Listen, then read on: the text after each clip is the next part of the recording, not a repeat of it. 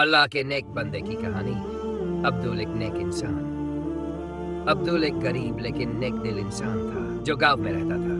वह हमेशा दूसरों की मदद करता था और अल्लाह की इबादत में लगा रहता था। एक दिन उसके दिल में ख्याल आया कि उसे हज करना चाहिए, लेकिन उसके पास इतने पैसे नहीं थे कि वह मक्का जा सके। गांव वालों से चंदा इकट्ठा करना।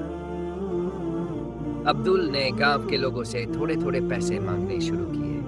कुछ लोगों ने खुशी खुशी मदद की तो कुछ ने मना कर दिया, लेकिन धीरे धीरे उसने इतना पैसा इकट्ठा कर लिया कि वह हज के सफर पर जा सके। मक्का पहुंचकर परेशानी।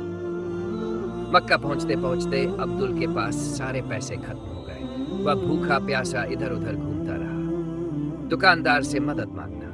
अब्दुल को एक दुकान दिखी जहां खाने पीने की चीजें बिक रही थी। वह दुकानदार के पास गया और कहा, भाई मैं बहुत भूखा हूँ, मेरे पास पैसे नहीं है, क्या तुम मुझे थोड़ा खाना दे सकते हो? दुकानदार ने गुस्से से कहा, बिना पैसे के यहाँ कुछ नहीं मिलेगा। अब्दुल ने फिर कहा, अगर खाना नहीं दे सकते तो कम से कम पानी ही पिला दो। दुकानदार ने पानी देने से भी मना कर दिया और उसे दुकान से बाहर निकाल दिया। अब्दुल की दुआ और अल्लाह का करिश्मा। अब्दुल दुकान के बाहर बैठकर रोने लगा और अल्लाह से दुआ करने लगा, या अल्लाह मुझे खाने और पीने के लिए कुछ दे दे। कुछ ही देर में पास की एक मस्जिद में लंगर शुरू हो गया। अब्दुल वहां गया और भरपेट खाना खाया।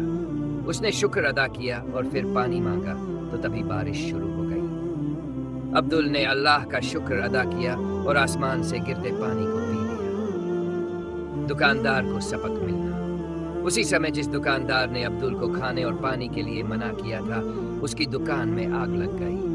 वह घबराकर बाहर आया और रोने लगा। उसे समझ में आ गया कि उसने बहुत बड़ी गलती की है। वह अब्दुल के पास आया और कहा, भाई मुझे माफ कर दो, अब मैं किसी भूखे को कभी भी खाने से मना नहीं करूंगा। अब्दुल ने उसे माफ कर दिया और कहा, अगर तेरा दिल साफ हो गया है तो अल्लाह तुझे माफ कर देगा। सीख।